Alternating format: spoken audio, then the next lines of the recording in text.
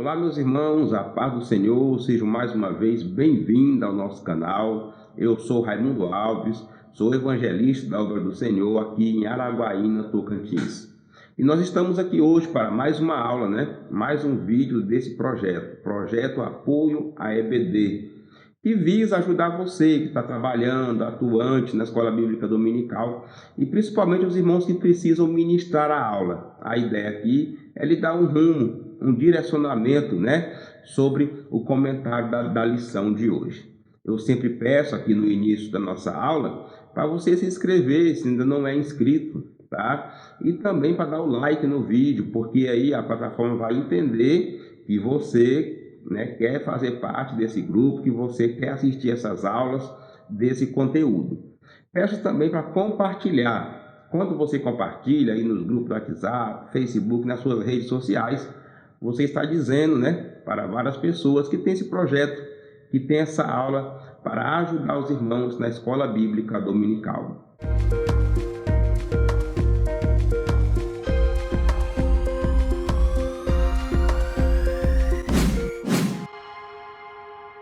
E aqui nós temos um conteúdo diferenciado, quem está conosco aqui há mais tempo sabe disso.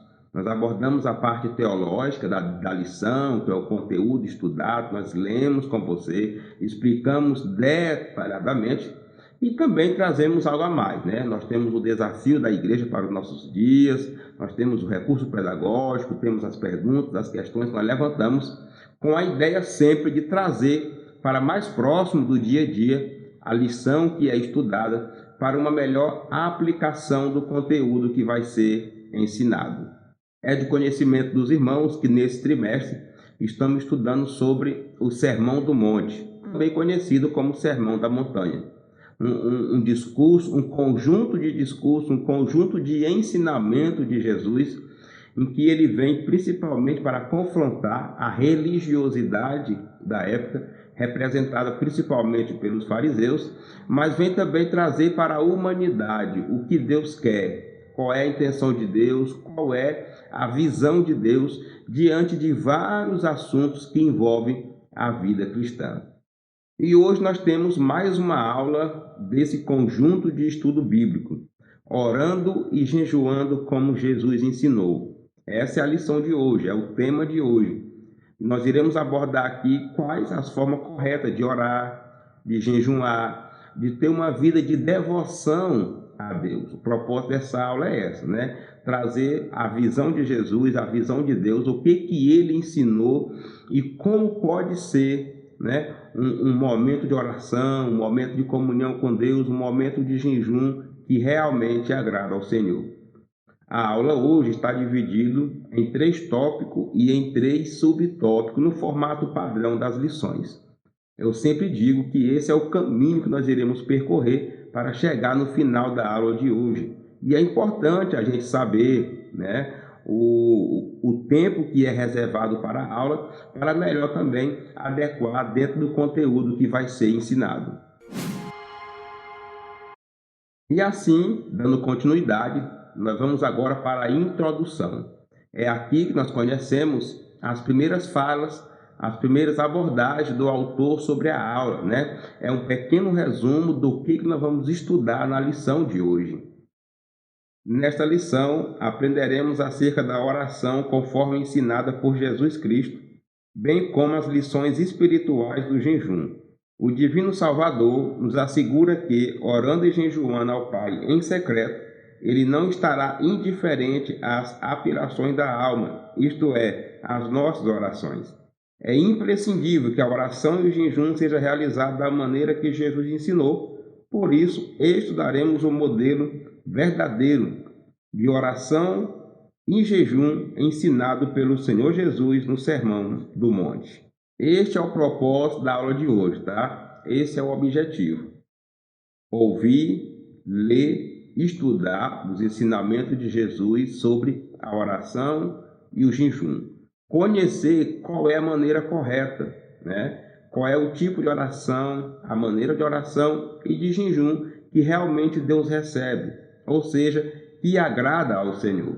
Nós iremos ver que a oração e o jejum feito da maneira correta, da maneira que a Bíblia ensina, da maneira que Jesus ensinou ali no Sermão do Monte, move a mão de Deus, né? É aceitável por Deus e é essa oração que ele atende, né? Então nós iremos estudar passo a passo como que isso é feito, o que Jesus falou de cada detalhe, baseado principalmente na leitura bíblica de hoje. E o autor aqui na introdução já faz uma afirmação bem interessante, né? Que a oração e o jejum, para dar certo, para ser certo, tem que ser da forma que Jesus ensinou. E isso é importante, meus irmãos, porque orar, jejuar, tem gente fazendo de todo jeito, mas a forma que realmente Deus agrada, Jesus trouxe ali o ensinamento, e nessa aula de hoje nós iremos aprender. Não é uma aula difícil de ministrar, né? Não tem assuntos encabulosos, não tem assuntos duvidosos e nem que requer muita pesquisa. É uma aula básica, porém necessária para que a nossa vida realmente tenha nela, né, algumas atividades que faz parte do viver cristão, dentre elas o jejum e a oração, que realmente agrada ao Senhor. Para a gente não estar fazendo coisas erradas, né, com intenções erradas, com objetivos errados, com propósitos errados. E assim, meus irmãos, nós estudaremos agora o primeiro tópico da lição. E aqui nesse tópico, a ideia é estudarmos sobre a oração, tá? O que é oração, qual é o entendimento bíblico da oração e, principalmente, qual é o seu propósito. A natureza da oração. A oração é o diálogo da alma com Deus, a qual aparece na Bíblia Sagrada em diversas formas, como confissão, adoração, comunhão e ações de graça. Em primeiro lugar, o que deve marcar prioritariamente nossas orações é a busca da glorificação do Pai, mas também devemos pedir, suplicar e perseverar em nosso pedido, pois há a resposta de Deus para quem o busca incessantemente. Finalmente, podemos ainda pontuar a oração intercessora, como o exemplo de Samuel, bem como da igreja primitiva. Muita gente tem dificuldade de orar da forma certa, né? Mas para fazer isso, primeiro nós temos que entender o que é a oração. A oração é uma conversa, é um diálogo com Deus. E de preferência que esse diálogo venha de dentro para fora, esse desejo venha da alma, né? E a oração, ela pode ser em forma de confissão, né? De choro, de planto, de renúncia, de adoração e até mesmo de ações de graça. O principal objetivo é glorificar a Deus, né? Nós iniciamos a oração glorificando, exaltando a Deus, né? Pai nosso que estás no céu, santificado seja o teu nome. Mas também dentro da oração nós podemos apresentar os nossos desejos, os nossos interesses, as nossas petições. E se isso condizer com a vontade de Deus, com base bíblica principalmente, e for dentro da vontade do Senhor, seremos atendidos nessa oração. Um dos exemplos de modelo de oração é a oração intercessória, que é quando eu oro por alguém, é quando eu converso com Deus, é quando eu intercedo a Deus por alguém. Aí na Bíblia cita o caso de Samuel e cita também o caso, né, ocorrido na igreja primitiva. Nós temos vários casos na Bíblia de oração intercessória. É quando você se prontifica a orar, jejuar, buscar a Deus em prol de outra pessoa. Como os homens de Deus viu a oração? A Bíblia nos incentiva a orar porque há poder nesse maravilhoso recurso espiritual, o qual não podemos desprezar.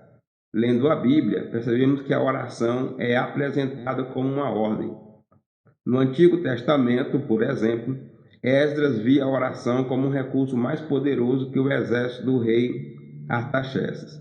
No Novo Testamento, o Senhor Jesus tinha a oração como tão necessária quanto o sono e o alimento, e os apóstolos também perseveravam em oração. A Bíblia nos incentiva a orar, e essa é uma grande verdade. Quando nós olhamos para as Escrituras, nós podemos perceber que a maioria das vitórias ocorridas na Bíblia, das conquistas, do sucesso, de uma boa vida, ela foi guiada pela oração. Ou seja, aquela pessoa que alcançou aquele alvo, aquele propósito, aquele sucesso, ele tinha uma rotina de conversa com Deus. Ele tinha uma rotina de comunhão com Deus. E isso faz bem para a vida cristã. Isso faz bem para a vida espiritual, né? E temos na Bíblia até uma ordenança, né? Orai sem cessar. Ou seja, a oração não é algo só necessário à vida cristã. É algo também obrigatório. É determinação bíblica para essa rotina de oração. E nós temos exemplos tanto no Antigo Testamento quanto no Novo Testamento de pessoas que oravam, né?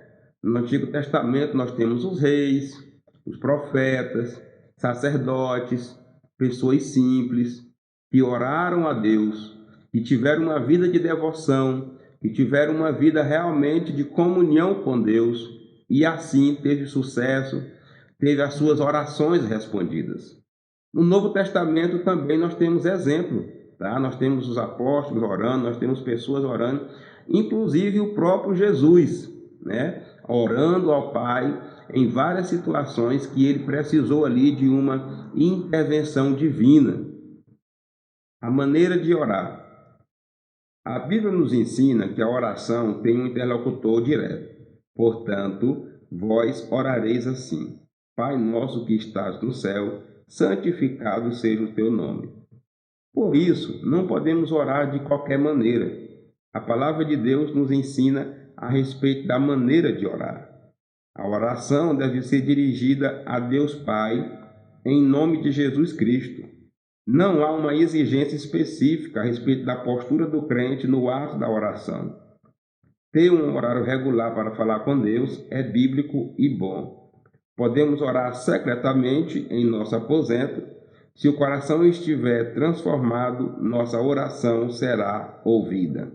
Aqui nesse subtópico nós temos algumas abordagens sobre qual seria, ou qual deve ser a maneira correta de orar. Primeiramente, nós temos que entender que nós oramos ao Pai, tá? Nós oramos ao Deus Pai em nome de Jesus, tá? Porque Jesus veio à Terra trazer a salvação de Deus. Nós pedimos ao Pai em nome de Jesus. Mas é importante entender que isso é um ato espiritual, por isso que não pode ser feito de qualquer maneira. Não pode ser feita por brincadeira, tipo de esnobe, de gozação, porque a oração é um momento de conversa com Deus. Aí o autor apresenta algumas questões relacionadas sobre a maneira certa de orar. E primeiramente ele fala que não há uma postura exigida, determinada pela Bíblia. Ou seja, dentro da sua condição, dentro da sua situação, você ora. Se está em pé, é em pé. Se pode ajoelhar, ajoelha. Se é sentado, é sentado. Se está deitado, é deitado. O que importa mais do que a posição ou a postura é a sua necessidade e a sua intenção e a sua real vontade sincera de conversar com Deus.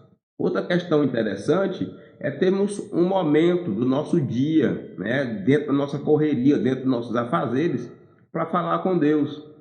Um momento separado, um momento reservado, Até mesmo também a questão do local. Tem uns que defendem a ideia de você ter um cantinho ali, um local de oração. Nada é por obrigação, mas é aconselhável, Você ter uma rotina de oração no seu dia, na sua semana, para você ter aquele momento de conversa, de diálogo com Deus. E mais uma questão interessante é sobre a oração secreta, O que Jesus falou: entra no teu quarto e ora lá em secreto, e o teu pai vai ver tudo, vai ouvir tudo e vai te recompensar, Então essa oração em casa, essa oração no quarto, Alguns até fazem a oração na madrugada, em que a noite está tranquila, está tudo calado, tudo em silêncio. É muito bom, porque ele ajuda a concentrar melhor na fala com Deus, na conversa com Deus, Evita também com que alguém chegue, lhe atrapalhe, lhe corte naquele momento de comunhão com Deus. Mas o certo é que não há uma maneira determinada pela Bíblia. Por quê? porque espera-se que seja algo sincero, espontâneo do crente, né, do cristão que quer realmente falar com Deus. Meditando aqui, meus irmãos, nesse tópico, podemos destacar um desafio para a igreja dos nossos dias, que são as crenças erradas sobre a oração. Isso mesmo. A oração ela é muito praticada. Nosso país é um país com a maioria de pessoas cristãs, né? Mas com o passar do tempo, as igrejas foram desenvolvendo algumas crenças erradas e tem aí atrapalhado esse momento de comunhão, de contato direto com Deus. Algumas pessoas, meus irmãos, têm uma crença de oração contrária, né? Que pode orar contra outra pessoa, usar a oração para atacar outra pessoa. Nós temos também aqueles que acreditam nas orações mais fortes, né? E existe uma oração mais forte do que a oração de outras pessoas, né? Existe também aqueles que têm a crença que a oração num lugar é mais poderosa do que em outro, principalmente os irmãos que têm costume de orar no monte, né? Acredito que a oração do monte ou a oração de madrugada é mais forte do que a oração em casa ou que seja a oração de meio-dia, né? Temos também crença na questão de querer usar a oração para se enriquecer, usar a oração para querer obrigar Deus a lhe dar alguma coisa, né? E temos também aqueles que acreditam que para orar tem que mudar o tom de voz, tem que engrossar a voz, tem que, né, usar aquelas palavras que ninguém entende, aquelas palavras bonitas, aquelas palavras, ó, magnânimo, ó, exaltado, né? Gente que acha que isso complementa a oração e faz dessa oração uma oração melhor do que as outras. Mas não é. Tudo isso aí são crenças erradas acerca da oração. E a solução para esse desafio é entender que a oração é uma conversa sincera com Deus. Seja em prol da pessoa que está orando, seja em prol de outra pessoa. Nada de fantasia, nada de querer demonstrar espiritualidade, nada de hipocrisia. É um desejo da alma de conversar com Deus. Como recurso pedagógico, mostre exemplos de resultados bons de orações ocorridas na Bíblia ou ocorridas no dia a dia, não é? Fazendo assim, você vai levar os irmãos a entender melhor o efeito da oração, não é? E entender também que não existe um ritual, uma forma correta de orar. Várias pessoas oraram e várias pessoas foram beneficiadas pelas suas orações. E assim, meus irmãos, podemos concluir esse primeiro tópico. Nós aprendemos aqui sobre a natureza da oração, o que é a oração. Nós vimos também qual é o entendimento bíblico sobre a oração e qual é a maneira, né, ou a forma certa de orar. Fazer uma oração que realmente Deus atenda, que realmente agrade ao Senhor. Vamos agora, meus irmãos, estudar o segundo tópico da lição. E aqui nós iremos entrar mais detalhadamente na leitura bíblica de hoje, tá? Ver como que Jesus ensinou e o que ele ensinou sobre a oração ali no Sermão do Monte. Jesus não condenou a oração em público. No texto bíblico em estudo, o Senhor Jesus não condenou a oração pública, visto que pelo aspecto bíblico ela é aceitável e recomendada. O que Jesus condena é a oração, quer individual, quer coletiva, dominada pelo espírito de exibição, ostentação, cuja intenção do orador é ser visto e louvado pelos homens, o que os fariseus buscavam. Um cristão transformado por Jesus anda em sinceridade com Cristo, não busca glória para si e age com humildade. Jesus não condenou a oração em público, tá? Até porque, olhando na Bíblia, nós iremos encontrar pessoas boas, pessoas de Deus, orando em público. Então, o ensinamento de Jesus ali não é simplesmente condenar o ato de você estar orando em público. E esse entendimento errado desse assunto, né, tem feito com que algumas igrejas aí até proibissem trabalho nas ruas, porque Jesus condenou os atos dos fariseus.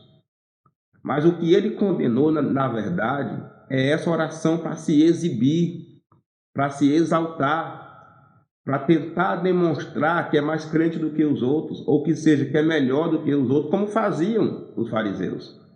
Então, se alguém vai para a rua, para uma praça, para um ambiente, com essa intenção, ele está errado. Para Jesus, para Deus, ele está errado. Pode ir para orar, jejuar, para evangelizar. Mas se for fazer com o intuito de aparecer, com o intuito de se exaltar, de orgulho pessoal, de propaganda pessoal, aí sim, isso aí Jesus condena. É porque, na verdade, meus irmãos, um crente de verdade, que teve o seu coração transformado, não é? Que tem o Espírito Santo dentro dele, ele não vai partir para esse lado. Né? Alguém que realmente quer exaltar a Deus, entendeu que ele é pó, entendeu que ele é nada, que ele é simplesmente um carente da graça de Deus, ele não vai fazer uma exposição em público querendo aparecer. Né? O verdadeiro discípulo de Jesus exalta a Jesus e automaticamente exalta a Deus, mesmo sendo em um evento público. Jesus quer que sejamos discretos. As expressões entra no teu aposento e fecha a tua porta não significa que devemos ter um quarto só para a oração. É claro que podemos fazer de algum cômodo de nossa casa um local particular para falarmos com o Pai. Contudo, no ensino de Cristo, em sua ênfase não é o lugar, mas a atitude de quem ora.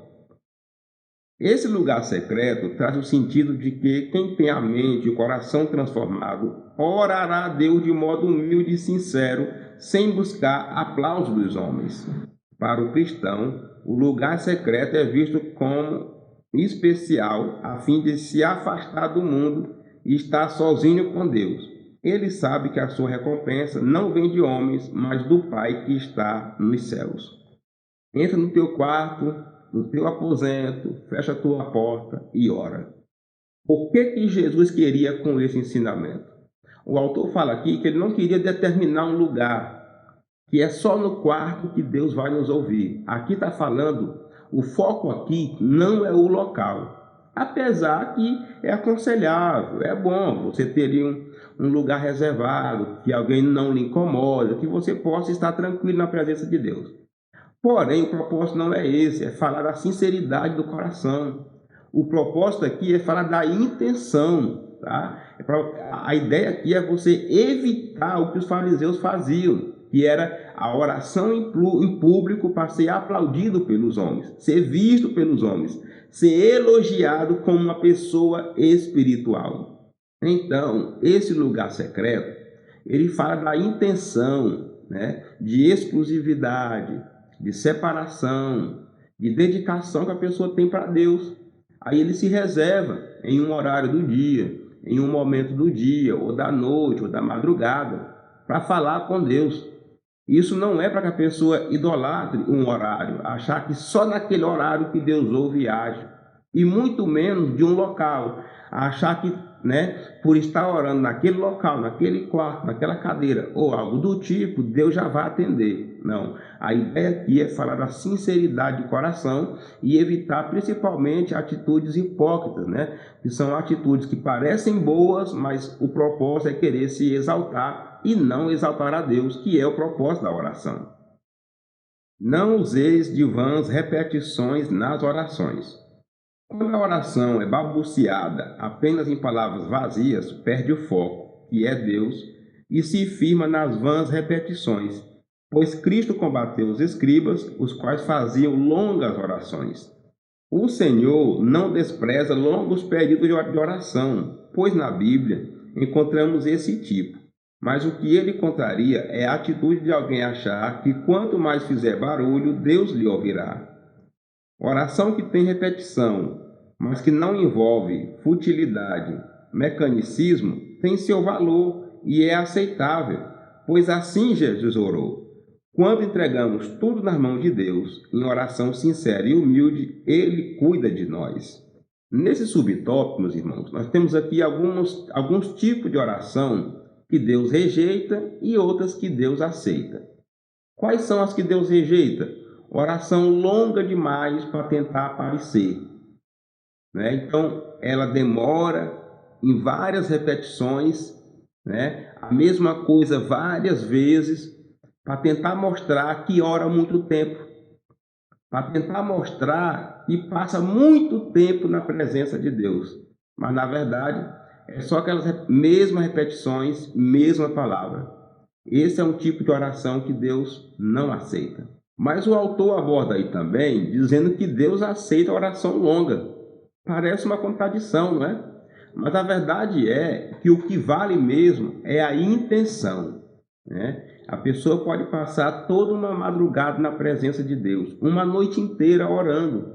Mas se a intenção dele é estar na presença de Deus, se a intenção dele não é se exibir, né? Se ele não está ali com algum tipo de robô, né? Aquela coisa repetida, parecendo um programa, parecendo uma máquina, aí sim Deus aceita, né? Porque o nosso Deus, meus irmãos, é um Deus de relacionamento, ele quer se relacionar conosco. E quanto mais tempos passamos com ele em oração, mais tempo nos relacionamos com ele. Então, orar um longo período não é pecado, não é errado. O que é errado é você querer fazer disso um triunfalismo, para tentar mostrar que é mais crente do que os outros, não é? Ou algo para se mostrar, ou simplesmente para dizer que demora muito tempo na presença de Deus. Jesus orou por muito tempo. E várias pessoas na Bíblia também oraram por muito tempo. O problema não está na quantidade do tempo. O problema está, né, em palavras fúteis, em vãs repetições, simplesmente para alongar o tempo. E o desafio para a igreja dos nossos dias, meus irmãos, baseado nesse tópico, é sobre as heresias na oração. A oração move a mão de Deus, a oração com contato com Deus se torna um momento poderoso para ver o agir de Deus. Porém, com o passar do tempo foram surgindo várias heresias, várias crenças erradas, vários ensinamentos errados sobre a oração. E tem sim trazido prejuízo para a vida de muita gente. O problema dessas heresias, meus irmãos, é que elas mudam o foco da oração, né? Ensinamentos errados que têm levado pessoas a orar baseado no seu desejo pessoal, na sua aparência, né, pessoal, na sua aparência em público e não na simplicidade, na humildade e na exaltação a Deus. Nós temos ensinamentos sobre orações de forma de rituais. Nós temos ensinamento de campanha de oração que são praticamente inúteis, né? Campanha de oração mediante pagamento financeiro. Tem muita gente ensinando errado por aí, ganhando dinheiro ao realizar campanha de oração por outras pessoas. Tá? Isso aí é heresia, meus irmãos. Inclusive, um dia desse, eu assistindo um vídeo aí de um suposto milagre em que o pastor iria orar por alguém para aquela pessoa ressuscitar. E ele vira para a igreja e fala assim: olha aqui o que o seu dízimo faz. Olha aqui o poder do seu dízimo, né? E aí ele ora por aquela pessoa e aquela pessoa levanta. A principal suspeita é que aquela pessoa ali foi paga para fazer aquele ritual ali. Não estava morto de verdade, não, né? Mas são ensinamentos, são heresias que vêm para manipular a fé das outras pessoas baseada na oração. E a solução para esse desafio, meus irmãos, é entender o que Jesus queria realmente ensinar, tá? Sobre o tempo da oração, sobre o lugar da oração, sobre a maneira correta de orar. Entendendo, dá para se livrar dessas heresias. Como recurso pedagógico, mostre exemplo para os irmãos de orações inúteis que não tiveram resultado. Pode ser da Bíblia ou pode ser do dia a dia. Isso aí vai levar os irmãos a entender que para falar com Deus e Deus agir, tem que ter a maneira certa, tem que ter a maneira correta. Principalmente como esses ensinamentos que Jesus ensinou aí no Sermão do Monte. E assim, meus irmãos, podemos concluir esse tópico. Aprendemos aqui que Jesus ensinou sobre a oração em público. Ele ensinou que nós temos que ter bastante discrição na nossa oração e também que temos que evitar as repetições, né? As vãs repetições no momento da oração. Chegamos agora no terceiro tópico da lição, meus irmãos. E a ideia aqui é continuar estudando sobre a oração, mas agora juntando aí a esse estudo também a questão do jejum, que faz parte também do ensinamento de Jesus ali no Sermão do Monte. Oração e jejum, uma combinação perfeita. Em inúmeras passagens bíblicas, podemos notar que a oração e o jejum estão bem combinados. Podemos dizer que a oração e o jejum são vistos como atos que revelam disciplina, autonegação e humilhação, e mostram também dependência total de Deus em momentos mais extremos, quando precisamos buscá-lo para resolver um problema específico ou receber uma determinada orientação. Oração e jejum, uma combinação perfeita. Essa afirmação é uma afirmação feliz, né? Porque nós sabemos que o crente que gosta de orar, tem intimidade com Deus, ele gosta também de jejuar, né? E o jejum é o complemento da oração. Orar já é se renunciar. Orar já é abrir mão um pouco de você, um pouco do seu tempo, né? É um ato de dedicação a Deus, é um ato de comunhão com Deus, é também um ato de humilhação. E o jejum vindo junto complementa isso aí. Porque quando você vai jejuar, você vai abrir mão de alguma coisa que você tem, que você fazia, né? O principal jejum está aliado aí à questão da alimentação. A oração e o jejum mostram principalmente que nós somos totalmente dependentes de Deus, sabe?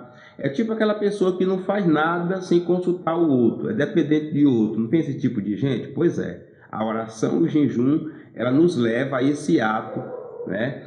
São os atos que representam de forma visível, né, que nós somos totalmente dependentes de Deus. Quando nós tiramos tempo para orar, quando nós tiramos tempo para jejuar, estamos demonstrando, dentre vários aspectos, que nós somos dependentes de Deus, não é? E nós temos comunhão com Ele e acreditamos no agir dele diante de alguma situação adversa. O aspecto bíblico sobre o jejum. Na Bíblia, há 3 eventos que caracterizam a necessidade do jejum.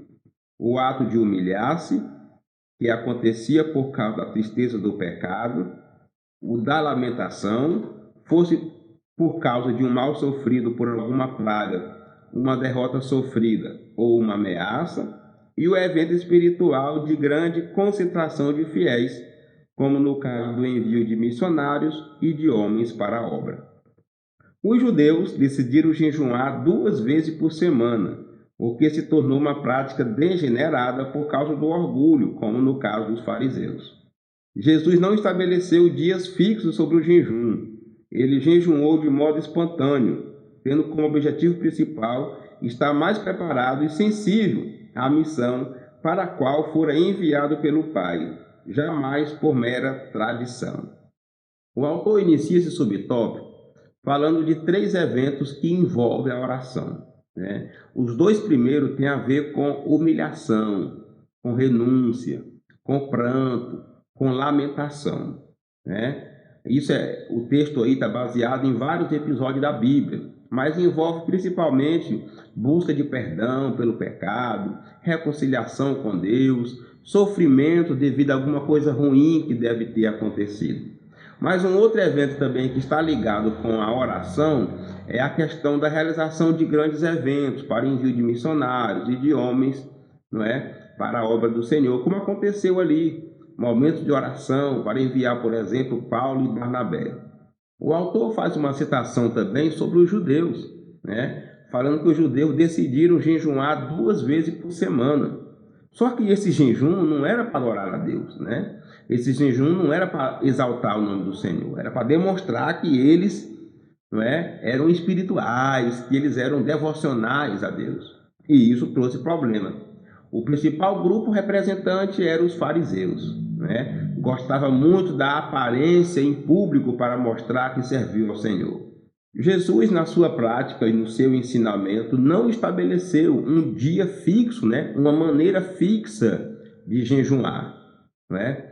A maioria dos eventos que Jesus fez, meus irmãos, não obedecia a uma tradição, não obedecia a um ritual. Jesus jejuou porque ele era também 100% homem, tá? E ele jejuou para fortalecimento da necessidade da sua missão. Afinal de contas, ele tinha a missão de trazer o reino de Deus como trouxe para nós, né? E se tornar o salvador do mundo, suportar as aflições, os ataques, suportar até a morte de cruz, ataques tanto nas esferas emocional, psicológico, como também espiritual. Por isso ele orou, por isso ele jejuou. Porém, isso foi feito sem ritualismo, sem tradição, de forma sincera perante Deus, o Pai.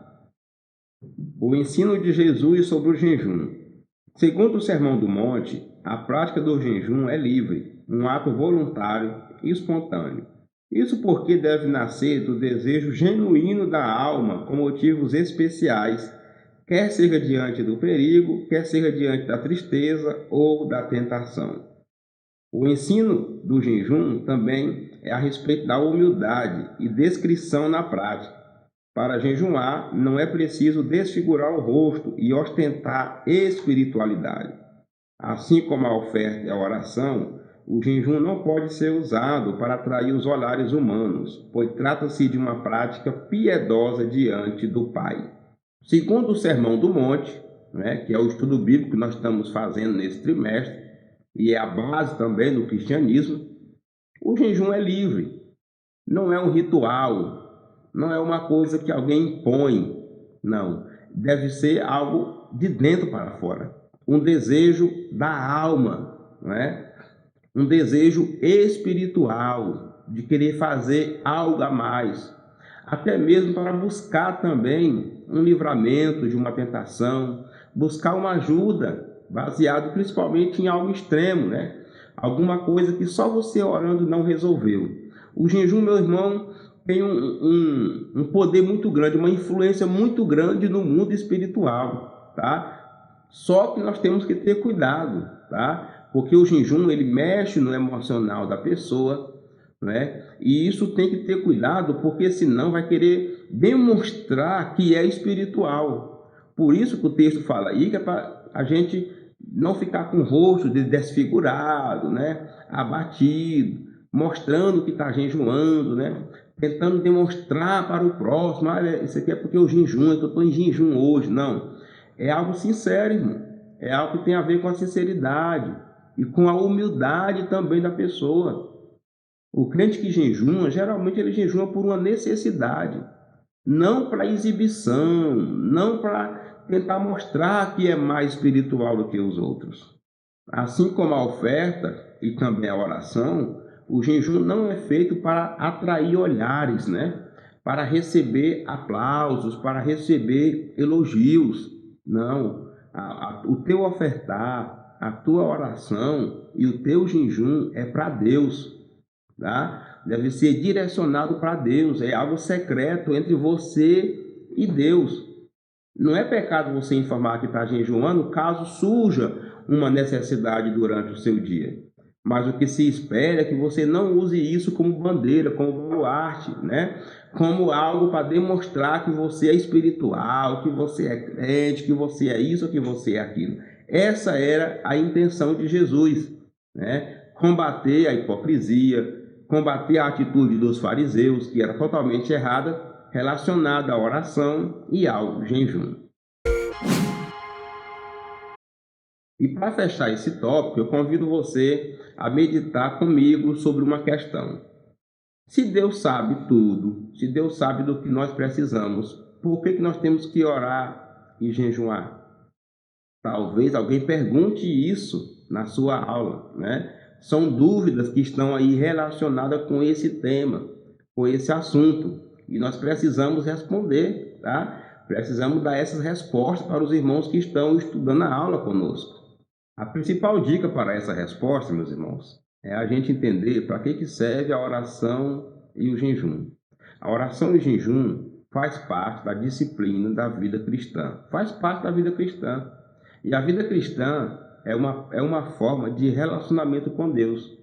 Então, orar e jejuar faz parte do relacionamento da pessoa com Deus. Tá? Ele não faz isso porque Deus não sabe. O crente não ora ou jejuma porque Deus não sabe do que ele precisa. Deus sabe. Só que quando Deus cria a humanidade, Deus cria para se relacionar com ele. A oração e o jejum é uma das formas de relacionamento com Deus. E isso envolve também sinceridade, humildade, dependência de Deus. Então, quando você decide fazer um momento de oração por algum assunto, alguma coisa, alguma situação, ou alguém decide fazer um jejum, abrir mão de alguma coisa, né? De um alimento, de algo que ele gosta muito, ele está mostrando aquele interesse em se relacionar mais com Deus. Está dizendo para Deus que está abrindo mão de algumas coisas em prol de Deus, em prol da oração, em prol de uma vida mais próxima de Deus, né? Então, orar e jejuar está muito além do que simplesmente pedir alguma coisa, mas está principalmente ligada no relacionamento das pessoas com Deus. Um dos problemas na questão da oração e do jejum é que muita gente aproveita disso para tentar pressionar Deus, para que Deus conceda algo pessoal para ele, um desejo pessoal, um orgulho pessoal, né? Questão de dinheiro, questão de finança. Alguém está querendo alguma coisa e usa da oração e do jejum para pressionar Deus para ganhar aquilo. É nisso que está o erro, né? Deus sabe de tudo que nós precisamos e no momento certo Ele concede. Agora, com a oração e com um jejum, nós conseguimos estar mais alinhado a esse querer de Deus. Afinal de contas, a oração e jejum faz parte do viver espiritual, né? Faz parte do lado espiritual da vida cristã. Como recurso pedagógico, mostra exemplos de pessoas que orou, jejuou e o milagre aconteceu, né? E a bênção chegou e a bênção veio. Pode ser exemplo da Bíblia ou até mesmo do dia a dia cristão. Nós temos vários exemplos, né? De pessoas que oraram, jejuaram, fizeram campanha e realmente Deus atendeu ao seu pedido. E assim, meus irmãos, podemos concluir esse tópico que estudamos agora, né? Nós aprendemos que a oração e o jejum se complementam e são confirmados aí nas Escrituras. Nós aprendemos qual é a visão bíblica sobre o jejum e também quais foram os ensinamentos de Jesus, né? Quais são os entendimentos de Jesus sobre o jejum. E assim, meus irmãos, chegamos na conclusão da nossa aula. A ideia aqui é fechar os assuntos, né? Fechar alguma brecha, alguma porta que ficou aberta aí no decorrer da caminhada e ver como que o autor concluiu esse assunto sobre a oração e o jejum como Jesus ensinou. O cristão que conhece a palavra de Deus sabe da importância da oração e do jejum como exercícios espirituais.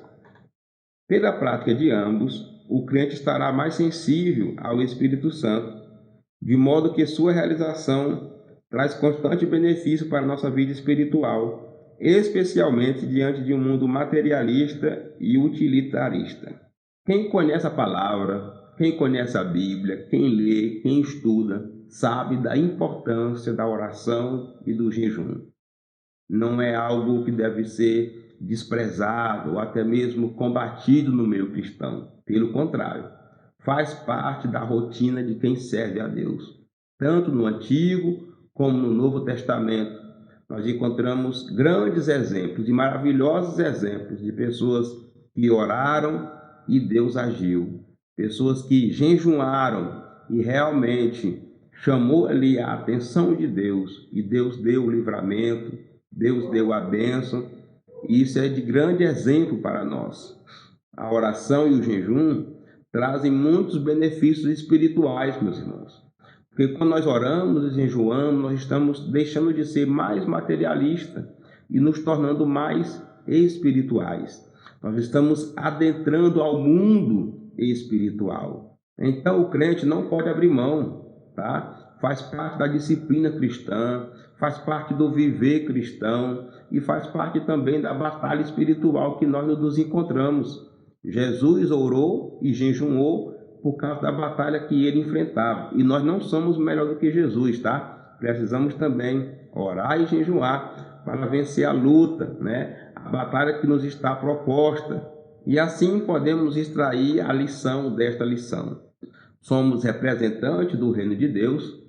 Essa representação ela envolve várias necessidades e para termos essas necessidades supridas precisamos da oração e do jejum, principalmente necessidades espirituais, né? Representar o reino de Deus, trazer o reino de Deus, apresentar esse reino para as pessoas envolve uma batalha espiritual com o reino do mal.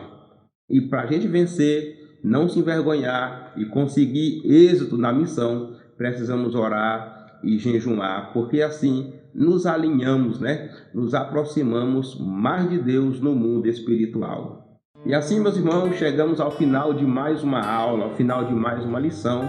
E eu quero agradecer você que chegou até aqui. Muito obrigado pela sua audiência, pelo seu companheirismo. Muito obrigado pela sua ajuda, seu comprometimento em estudar conosco. Eu sempre peço, por favor, se inscreva no canal, compartilha. Você pode copiar o link aí no YouTube, compartilhar no Facebook, compartilhar nos grupos que você faz parte do Facebook, compartilhar também no WhatsApp, compartilha no grupo da sua igreja. Ô meus irmãos, como eu queria que nós tivéssemos mais alunos aqui aprendendo a palavra do Senhor. E você pode me ajudar nesta missão. Nós temos aí as nossas redes sociais, tá? Tem o Facebook, onde nós postamos ali algumas informações, abordagem também sobre a aula, sobre a lição. Tem o nosso Instagram, que postamos também, tá? Várias perguntas, vários pensamentos, várias meditações sobre a lição, eu coloco lá, viu? Várias postagens. E tem também aí o nosso WhatsApp, caso você precise, né? Para a gente ministrar na sua igreja, até mesmo um seminário de Escola Bíblica Dominical, tá? Deus me deu um seminário e estamos aí ministrando em algumas igrejas. O certo é que eu fico muito feliz por você ter chegado até aqui. Muito obrigado pela sua audiência. E se você for ministrar essa aula, que o Espírito Santo te guie, ilumine a sua mente, ilumine o seu coração. Né? Leia, pesquise, mas também ore. Busque direcionamento de Deus para a sua aula. Meus irmãos, se Deus nos permitir, até a próxima aula, até a próxima lição.